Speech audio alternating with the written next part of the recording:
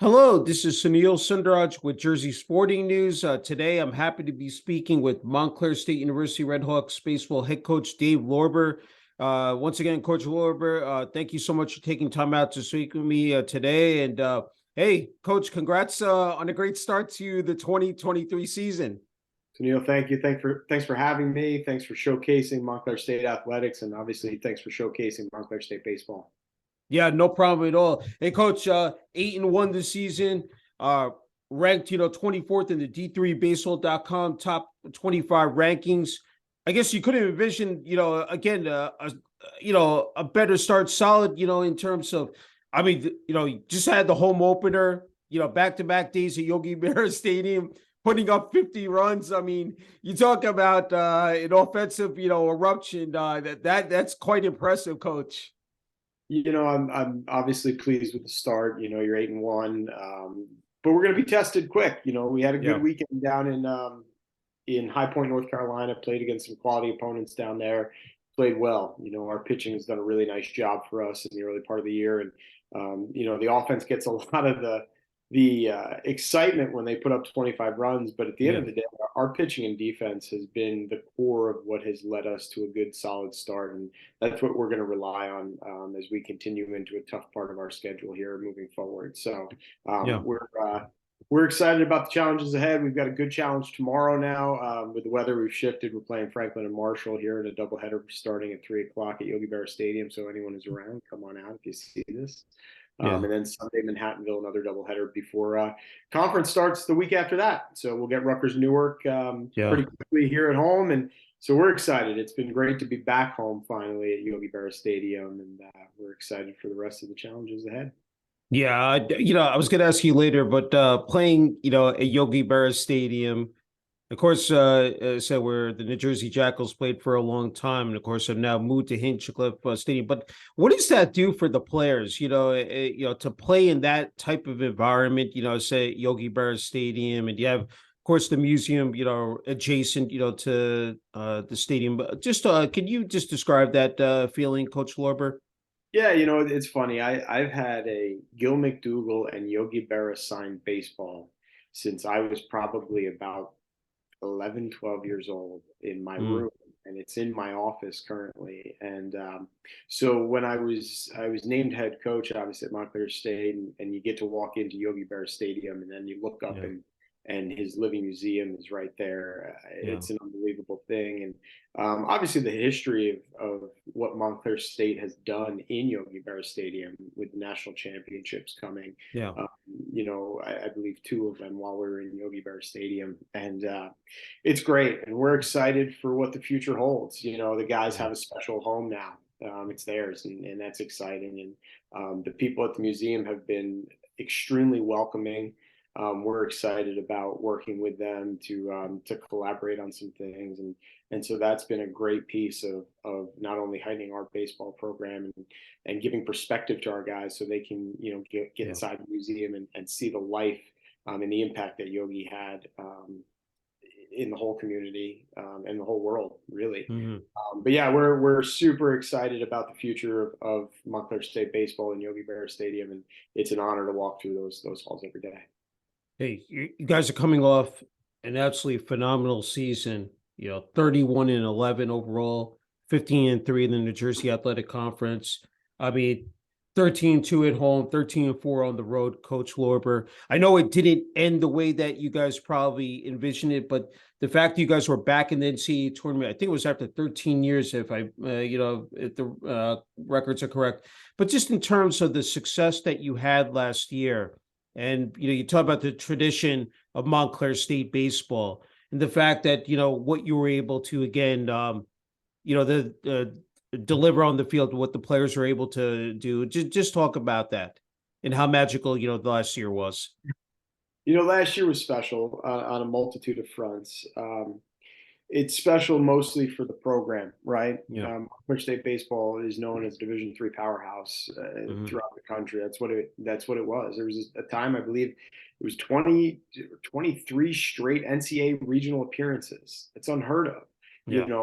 I mean, you walk in, and I've got to fill out a lineup card, after guys like Coach Hill, Coach Schoening, Coach Cooney, Coach Diagardi, legends, Mhm. in this game. And then, unbelievable ball players that have walked through here, 28 All-Americans. It's 13 World Series appearance. Yeah. So, it was important for us to reset the standards of winning is important. And Yeah. we're going to do it the right way, and we're going to get back to the basics of what it takes to win. And we had some really talented players, and those guys gave everything every day. And it was such a testament to who they were and their character as men and how hard they worked that got them there. Yeah. It didn't matter whether we were, on a soccer field in January in 35-degree weather. They practiced just as hard, and they gave it their all. And it was an unbelievable season. And I'm proud for our alumni to feel that again. I'm Mhm. proud for our program to get back to an NCAA regional. But what they say is once you taste it, you want more of it, Yeah. obviously. And so, that's our goals, right? We want to play in those games, those meaningful games. The Mhm. NJAC gives us that opportunity every week to be challenged. And then if you kind of get the job done, then you put yourself in a position at the end of the year to be in an NCAA regional, and that's Yeah. what we want. And our goals are simple. Our goals are to give our guys the best experience they can have as a student athlete on the baseball field and in the classroom, and then it's compete for championships, and that includes not only the NJAC championships but regional championships, and get ourselves back to a World Series in time. And Yeah. we're going to work every day. And this year's team, everyone is excited about it. It's a very different team, if you look at Mhm. it. And so it's been kind of fun to watch these guys come into their own and grow a little bit. And obviously we've had a few injuries here and there, and so it's been nice to see some different guys step into some different roles. Yeah.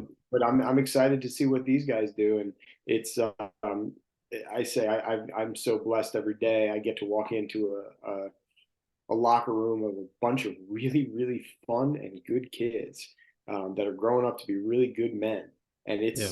it's awesome. I love it. I get to be around great coaches, and we have a lot of fun doing what we do. And last year was a testament to everybody that was involved. Yeah, definitely. It's fantastic to hear. I mean, talk about how stacked the NJAC is, Coach. I think last year, including Montclair State, 4 teams won over 30 games last year. So I mean, we talk about Division 3. That's it's some of the best talent and teams across the country. Oh, hands down. I mean, and they're doing it with 95% New Jersey players, Yeah, which is a testament to New Jersey baseball and what that's right. what the high school ranks and the little league ranks and the middle school ranks are doing to develop these types of players that Yeah. aren't necessarily going to the Division 1 level, because New Jersey turns out a ton of Division 1 talent. Right. Hmm. But at the end of the day, even if you look at the junior college ranks in New Jersey, there's some fantastic baseball guys going to the highest levels, guys getting drafted. And so as a whole, it's strong. And I always say, I left the Division 1 world, came to the Division 3 world. But this environment that we're in the NJAC, it's not very different, and it's fun, Yeah. it's Yeah. competitive. You're getting the best of the best here, and so I Yeah. love it. I've enjoyed it. Yeah, I was thinking about before we came on the air. I said I love this pipeline, with baseball in New Jersey, and I think it's great. As you mentioned, you go from little league, you have the middle school into the high school, area, and then of course, on to college, and it's just again, uh, just again outstanding to see these players being able to commit to D3 schools as well, and I said. And take their talents there as well. That they, I mean, no knock on Division 1 and 2, but again, Division 3 is just as against superb and just high level as Yeah. well. And you're Yeah, seeing, with the transfer rules and guys having fifth years, you're seeing guys from the yeah, Division 3 level move on to some Division 1 levels for some graduate stuff. And yeah, they're good players everywhere you go. They're draft picks out of every level in this hmm game. And, we're just fortunate to play in one of the best conferences in New Jersey and in the country. Yeah. I wanted to just mention a couple of players here. Just you talked about how I mean there are a bunch of course upperclassmen, graduates, and seniors, but there are underclassmen as well they're contributing, to the success of the team so far this season, Coach Lorber. But a couple of guys, Peter Cosentino, Sam Angelo, Miles Feaster. Can you just talk about those guys? Especially Peter, an All-American in 2021, academic All-American in 2022, and just describe those guys and what they mean, said to this team. Yeah, I mean, Pete obviously was the program's first ever academic All-American. Again, just a testament to his character and his work ethic, right? Great player, better person, right? And I know everyone says that and it's cliche. I get it, but it's true, and he's going to go on here shortly. And I believe he's going to get into some missionary work because that's his true passion, and that's what he wants to do. But he's been a big piece of our lineup for a long time. And, I'm just very proud of who he is and what he's done. Sam Angelo's had a little bit of a coming out party this year for himself. He's always had the ability. We're trying to match some things in his approach and his temperance on the field. And he's doing a really nice job of it. And so that's kind of paying some good dividends for him. Obviously, he hit 2 home runs yesterday. And had a nice outing, and it's about being consistent for him. And I've seen him take some great strides, and that's good. And Miles, I think, is probably the most underrated player we have. He's undersized. When you look at his tools, it's not something that jumps off the chart. But he's our glue guy. Without Miles, I don't think we win. Yeah. A lot of games. He is a grinded out, tough as nails. I'm going to get the job done no matter what happens, and I'm going to beat you. Player. And he's a guy that you want in your dugout. He's a guy that in the big moments you want up at bat. And, I'm fortunate to have him in our lineup, and we're lucky to get him back again next year too. And he's been solid as anyone can be. And I think one of the things that people don't realize is he turns a really good double play, even though it doesn't always look that great. And when you can turn some double plays in the middle, which we've been able to do with Jen and him, it's a huge piece of helping out our pitching staff. Yeah, no, definitely. That's where I wanted to transition to, is the pitching staff. You mentioned it earlier, pitching and defense. Said Patrick Cucurullo, the senior. This pitching staff, talk about. I think there's Nicholas, Sefik, Ethan Gonzalez, Jack Haverson. Just talk about Patrick. He's really that, at the top of there, of the list. But talk about some of these guys and just what they've again brought to the table in terms of pitching. Yeah, so you might have been looking at a little bit of last year's stats. Oh, last year. Yeah, I think I did. Okay. All right. My bad. Yeah. But if you could start with Patrick, because Patrick is off to, again, a tremendous start. So Pat's been our number one here for about 3 years, and he gives you that solidified number one type pitcher. I mean, he's about as good as anybody can get in the country when he's right on Friday nights. And it's fun to watch him go to work. He's a competitor. And he's a winner, and so he's been fantastic. Matt Pontari, who's a sophomore for us, has kind of filled into a starting role. He's done a really good job. He's kind of come on after last year, getting through figuring out what college is like as a freshman. He's got his body in really good shape. He looks really strong, so that's been great. Patrick Tehan has come on tremendously after his freshman year as a sophomore this year. Pitched in a real leverage situation against Adrian, did a nice job getting a save, his first career save with us. And then Michael Timberlake, another freshman for us, has started the game against Maryville, who's ranked 23rd in the country at the time when we were down in North Carolina. Did a fantastic job against those guys down there in his first college outing. And yesterday got his first college win in relief against Penn State Abington, which was nice for him. Jack Abson was our closer last year. Obviously he's a guy who's thrown in some leverage situations. But if you kind of look at our pitching numbers this year, it's pretty spread out. We've been able to kind of utilize a bunch of different guys in a bunch of different situations, and that's something we like to do because we like to develop our guys early. I'm not someone who wants to, throw out, one guy for a ton of innings early on in the season. We want to make sure that we get our guys going and develop them and get guys in games because that's one way that you're going to get a lot better is by pitching in games. And so Hmm. we've been able to spread out our innings a little bit. Obviously, sometimes our offense has helped us be able to do that. And so we've been able to kind of stretch it. So guys are building up and getting ready for conference play. Yeah. And I would say that this is probably our deepest pitching staff we've had in my time here. And Coach Gaynor does just an absolutely wonderful job with the development of our pitchers here. I can't speak enough, from the recruiting part of it to the Hmm. development part of it. He's such a benefit for our program, and without him, I'd be lost on a daily basis. Yeah. Because he does a lot for us, and with those pitchers, it's been a job well done. Yeah, I'm so glad you brought that point up about your coaches. I mean, because I think they play an essential role, and you definitely rely on them as well. Coach Lorber, can you just talk about again, just how much they've meant to you, here at, as the head coach of Montclair State Yeah, so baseball? obviously, I just talked about Casey a little bit. Yeah. Wellesley, what's great about Wellesley is Wellesley and I go back about John Wells, our third base coach, Hmm. go back about 20 years. He recruited me to Brookdale Community College. I played for him at Brookdale Community College. When I first got into coaching, he had a travel organization, and I was his assistant coach, and now I'm his boss. Yeah. So that's great. And then obviously, last year we had a guy named Pat Knight. He was our Yeah. assistant. He played for Casey at Rutgers for a half a year, transferred to Brookdale, where I had played, then transferred to me at George Washington University, where I got to coach him for a year.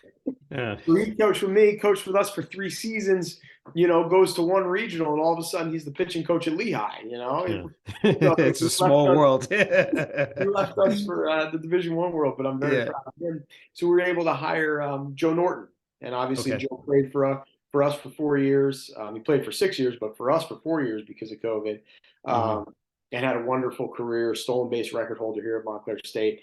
So when you can get kind of this nucleus of coaches that you trust, and it's Hmm. the same verbiage year in and year out, and it's the same routine and the same collaboration. It doesn't deviate to the players, so the players know what to expect.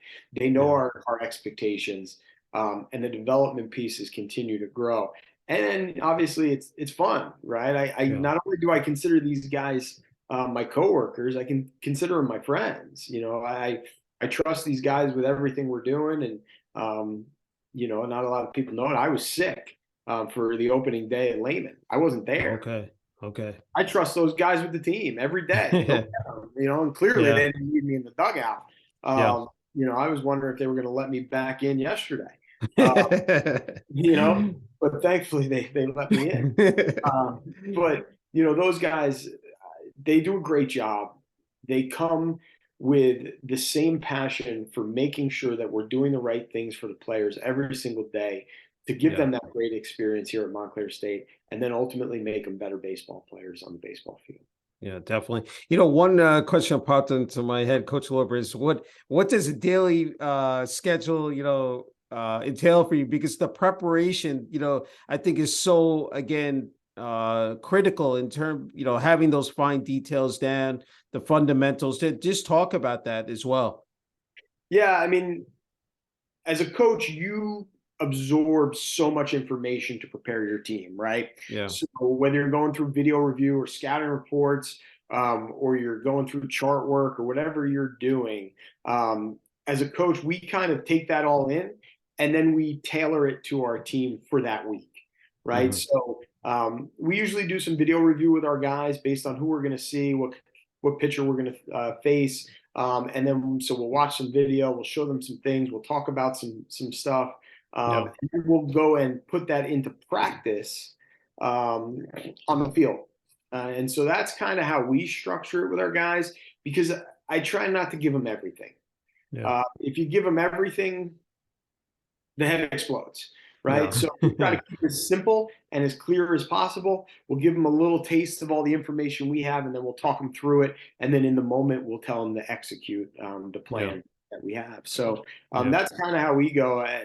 It's a busy week, but once you get into a routine, it just kind of flows as you go. Yeah. Yeah, it comes second nature. And you talked about, the traveling part. It's great, the team gets to experience that now, as said on a regular basis. But talk about how important that is. Where I think you develop that team, cohesiveness and that chemistry, for the upcoming season. Talk about how important that was early on, to travel down south. Yeah, we talk about that the team doesn't fully come together until you're on a bus for about 5+ hours. Yeah. Once you go on a bus for 5+ hours and the first game of Mafia is played in the back, that's when you know the team's starting to bond and come together. And Yeah. then obviously the team dinners play such a vital role in that. We do all catered meals with our guys where everyone's eating together, we're staying together. Mm-hmm. And so that's an unbelievable piece. In fact, we took our guys out, we treated them to a Brazilian steakhouse. All you Okay. all you can eat Yeah. meat, and Yeah. you want to watch guys eat for 4 hours. They'll come together pretty quick. That it's huge, Yeah. and that spring break trip gives you that opportunity. That Aberdeen trip for us gave us that opportunity to kind of get Mm-hmm. away, and Yeah. it's just us on the road, right? There are no distractions. We're not going out. The parents, we love our parents. They're great supporters. But at night it's us, right? And we're together, and you guys are in a room together, and you got to talk to your roommate, and so Yeah. that's kind of to the camaraderie. And that's what grows it. And you're right. Next year is Yeah. going to be fun. Next year, we're going to take our first big trip. We're going to go out to LA. We're going Oh, to go out wow. to California. We're going to That's challenge good. against Occidental for 3 games and Redlands for a game out there. So Nice. that'll be a fun Yeah. for us out in the LA area. So Yeah. that'll be a good one. Yeah, definitely. That's gonna be incredible. Hey, you're wearing the Red Hawks colors, and I'm wondering what, you may have answered this already, Coach Lorber, just what you want that jersey to represent. Every time the players don that jersey, take that field, you know, what is the statement? What is the mission? Once they, set her out there representing Montclair State. Yeah, I think one of the things is that we need to honor our tradition and past with how we play the game and how we respect each other and our opponents. And if we do that every day and we play as hard as we can with a consistent focus and a great attitude and effort on a daily basis, then at the end of the day, win, lose, or draw, you've done your best and you can live with your head high. That's Mm-hmm. it. And so for me, it's about passion and joy and having fun. Because if you're not having fun, why are you playing? And Yeah. that's a big thing for us. So we want to make sure our guys are doing it right, living up to the expectations and the standards that were set, and then living up to the expectations and standards that our alumni set, because Mm-hmm. those guys did it the right way and for a very long time. And it's our job to continue that tradition. Yeah. Hey, I didn't want to, miss out, of course, on the administration athletic department at Montclair State University. President Dr. Jonathan Koppel, athletic director Rob Chesney, rest of the athletic department, administration, student body, and the community. I know that there's a lot to unpack there, but to have that structure in place again is so critical, Coach Lorber, because just in terms of to have success for the program and team, can you just, again, since you been there now, it said now for what, 4 or 5 years. I mean, just what they've meant to you in terms of that.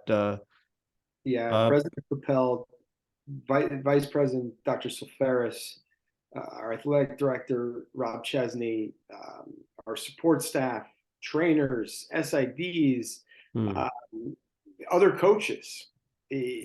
I'm very fortunate to work in an environment that you feel heard, you feel supported.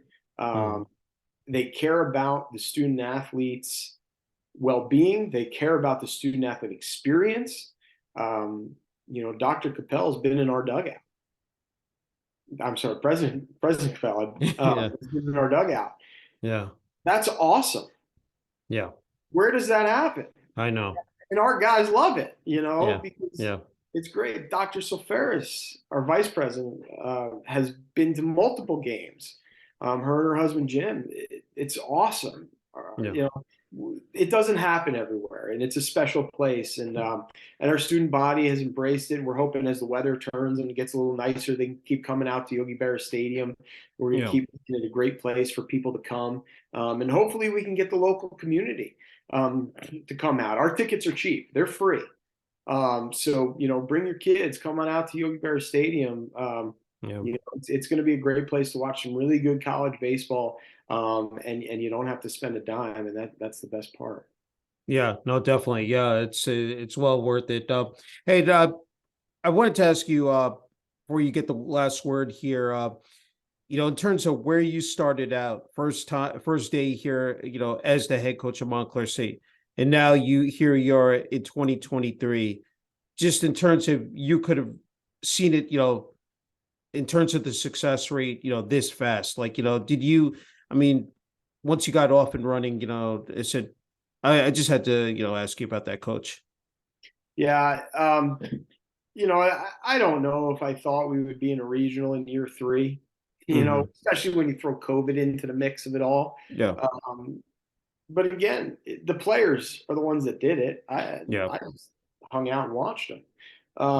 yeah. That's uh, I'm very very fortunate in this game. We've been through a lot as a program in my short time, um, and um, they deserve the accolades and the wins that they've earned and the regional appearance that they earned. It's up to us. Every day is a blank slate on what we get to do and how we get to approach it, Yeah, and every year is a new year on how we approach it and where we end up. But at the end of the day, I tell the guys, if we take it one day at a time and we play our very best brand of baseball, then we have a really good chance at the end of the day of coming out 1-0. And that's yeah, all it comes down to, right? Winning hmm, one game. And it's yeah, the game that you have to play right now. And if you do that, great, then you move on to the next one. And so, I think we just take it on a really narrowed focus on what we're trying to accomplish and when we're trying to accomplish it, and then we move on to the next task. And yeah, hopefully, when you take your blinders off at the end, you're at the finish line. yeah. And so we're just forging ahead, and we'll look to win number 9 now. Hey, I know you're focused on this season, but going back to 2022, was there a particular moment or a stretch during that season that you knew you had something special cooking here and that this team could make a deep run? Well, I we didn't make a really deep run in any tournament, unfortunately. Yeah, But yeah, we had a yeah, really nice, solid, deep season of wins. yeah, yeah. Um, I would say actually the most defining moment I thought for us was a loss against DeSales Okay. at home. And that was a really big gut check moment for us as a program, on the offensive side, on the defensive side, and Mhm. as a collective group on how we wanted to be in the face of adversity moving forward. Yeah, There was some really, really positive, solid conversations on all sides. What was amazing was it wasn't from me. hmm, And that's when I started to kind of look and step back and go, these guys are taking care of it themselves a little bit. yeah, I don't need to interject my thoughts because theirs are pretty good. And let me see where this goes and how it plays out. And they figured it out, and yeah. it was a pretty fun thing to watch after that. And that was a big moment for us in our Yeah. season. Hey, you've coached baseball, and I ask athletes this question during the interview. Just what is it about the game of baseball? I mean, we're coming off the just the unbelievable World Baseball Classic. I mean, the numbers, the ratings are off the charts, sellouts at all the stadiums.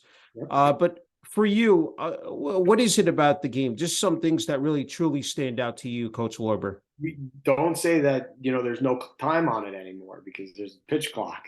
That's true. Even though I know the World Baseball Classic didn't happen. Yeah, Although yeah, I don't dislike the pitch clock, but I think we yeah, need to as an offensive guy, I'd like a timeout here and there too, and the yeah. pitcher gets a free step off every guy.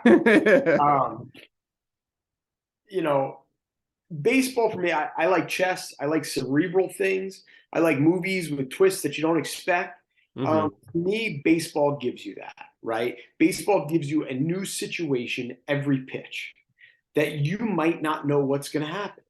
Hmm. Uh, and you have to kind of be prepared 3 innings ahead for situations and moments that Yeah, could pop up here and there. And so for me, it's that as I transition from player to coach, It's the engagement I have on the situational side, the approach side, the Mm, how are you going to win today's game? mm, Because you better be dynamic and be able to beat a team multiple different ways. Um, Otherwise, it gets hard to win a lot of games, yeah, right? So, that's what I like about it. I like the challenge that brings. And then I think at every coach's heart, right, is competition, right? You like that yeah. the adrenaline and the fire that you have in your belly as a player that I don't think Mm. ever leaves you as a coach. And obviously, I think you got to temper it a little bit more, but it's still Yeah, fun to compete. It's just in a different way now. yeah, And so that for me is, I think, what led me into the baseball side of it, because 15 years ago when I started this path, I didn't think it was going to be my career. I was going to go be a police officer, um, and instead of I was going to go to the academy. I pushed it back because a guy named Matt Midkiff, who's now the head coach at Swarthmore, offered me a coaching job that was going to give me my master's, and I thought that would be better for yeah. my career in law enforcement, moving up the ranks, having a master's degree. Well, here I am 15 years later. I'm no closer to retirement, but I'm very happy with the life I chose and what I get to do on a daily basis. Yeah, that's wonderful to hear.